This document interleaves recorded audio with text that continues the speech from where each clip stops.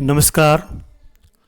BCom part first, EFM paper first, business economics के इस video lecture part 3 में आप सभी का स्वागत है।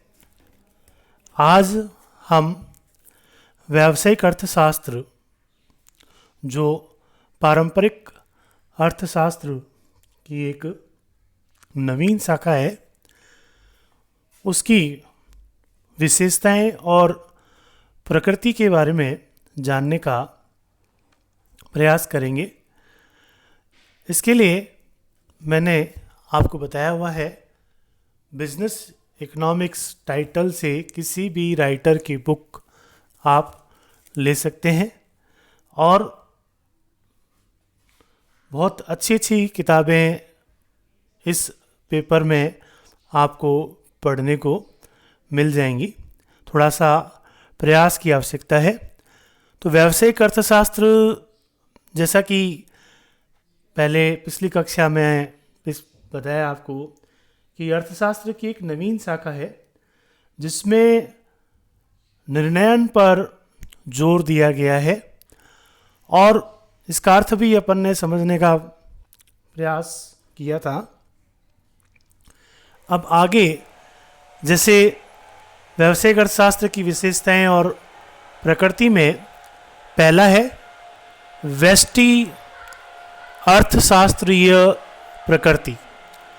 व्यष्टि अर्थशास्त्रीय प्रकृति का मतलब क्या हुआ? जैसे इंग्लिश में micro economic nature, micro economic nature, micro economic nature.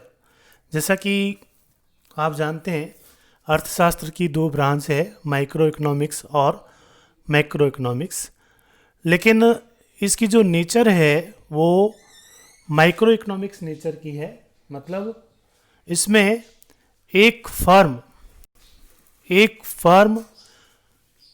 के समस्याओं का अध्ययन किया जाता है। व्यावसायिक अर्थशास्त्र व्यष्टि या सूक्ष्म अर्थशास्त्र की प्रकृति का होता है, क्योंकि इसमें एक फर्म विशेष की समस्याओं का अध्ययन किया जाता है। अर्थात इसके अंतर्गत समष्टि अर्थशास्त्र का समष्टि अर्थशास्त्र का अध्ययन न करके व्यक्तिगत फर्मों की समस्याओं का अध्ययन किया जाता है। निर्धारात्मक अवधारणा, अप्लाइड कॉन्सेप्ट। व्यावसायिक अर्थशास्त्र वर्णनात्मक अर्थशास्त्र न होकर, वर्णनात्मक मतलब यानी कि समस्या का वर्णन करने वाला नहीं होता।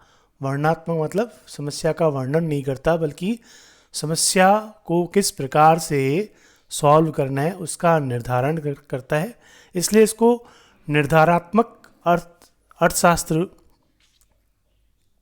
कहा जाता है और इसकी ये निर्धारात्मक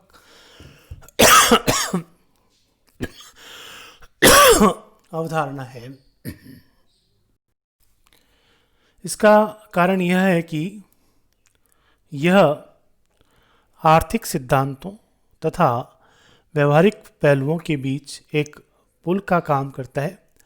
आर्थिक सिद्धांतों में विभिन्न प्रकार के नियमों का प्रतिपादन, विभिन्न चरों का निर्धारण किया जाता है, न कि उनका वर्णन, और विभिन्न चरों के मध्य पाए जाने वाले संबंधों के बारे में निर्णय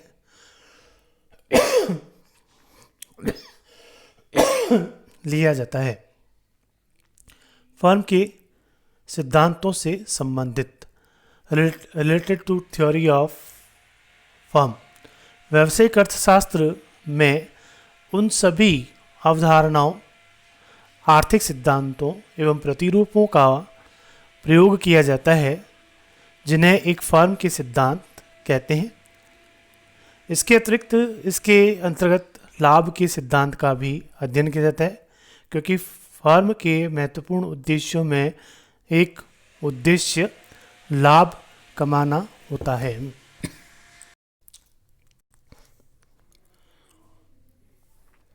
अतः स्पष्ट है कि फर्म के सिद्धांतों से संबंधित है और इसका जो मुख्य उद्देश्य है वह लाभ कमाना है और लाभ से ही इसका संबंध देखा जाता है। समष्टि अर्थशास्त्र को समुचित महत्व, advocate importance to macro economics.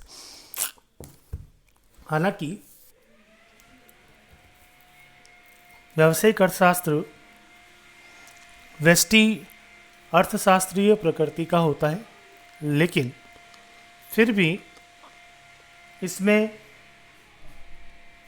समष्टि अर्थशास्त्र को बिल्कुल भी नहीं छोड़ा जाता है और उनके ऊपर भी पूरी नज़र रखी जाती है, क्योंकि ये जो समष्टि अर्थशास्त्र है वह भी व्यष्टि अर्थशास्त्र को प्रभावित करता है।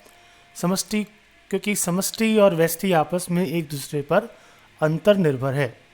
जैसे कोई भी व्यापार है तो उस व्यापार पर भौगोलिक प्रभाव अवश्य पड़ेगा। अभी जैसे कोरोना महामारी चल रही है तो निसंदेह रूप से एक फर्म का वही हाल है जो अन्य फर्मों का हाल है, यानी कि समष्टि भी बहुत इम्पोर्टेंट है, उनको भी इसमें ध्यान रखा जाता है और रखना पड़ता है। बहुत सी चीज़ें हैं जैसे व्यापार चक्र है, राष्ट्रीय आय लेखांकन है, सरकार की विदेश व्यापार नीति है, मूल्य नीति है, श्रम नीति है, मौद्रिक एवं राजकोषीय नीति है। तो बहुत सारी चीज़ें हैं, उन सब का प्रभाव व्यावसायिक अर्थशास्त्र पर पड़ता है और उनको भी ध्यान में रखना पड़ता है। नेक्स्ट है निर्देशात्मक प्रकृति, डायरेक्टिव नेचर।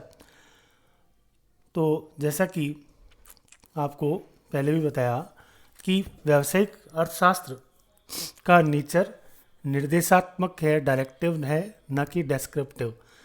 ये समस्या का वर्णन नहीं करता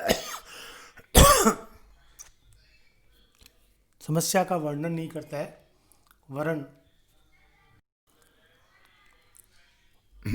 वरन समस्या से किस प्रकार से निपटा जाए उसके बारे में भी बहुत सही और सटीक जानकारी देता है।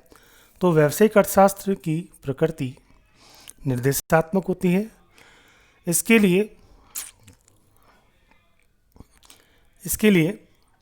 व्यावसायिक अर्थशास्त्र विभिन्न प्रकार के अपने जो सिद्धांत हैं उनका प्रयोग करता है और उन सिद्धांतों के आधार पर निर्णय तक पहुंचने में सहायता प्रदान करता है। नेक्स्ट है प्रबंधकीय स्तर पर निर्णयन, decision making at managerial level. व्यावसायिक अर्थशास्त्र का सीधा संबंध प्रबंध से होता है, इसलिए इसे प्रबंधकीय अर्थ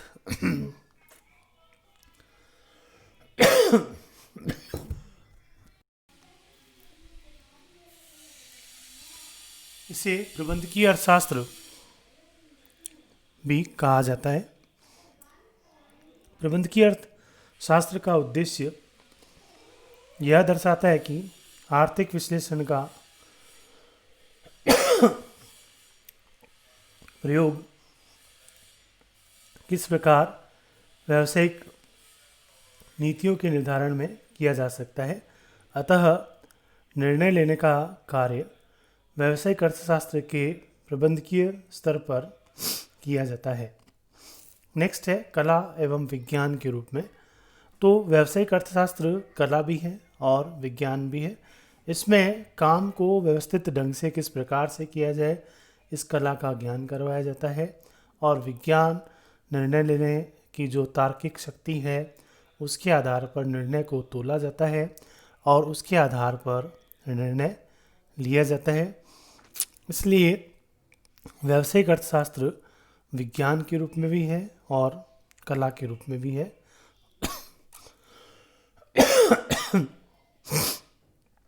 दोनों के रूप में काम करता है।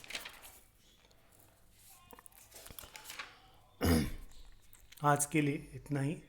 धन्यवाद।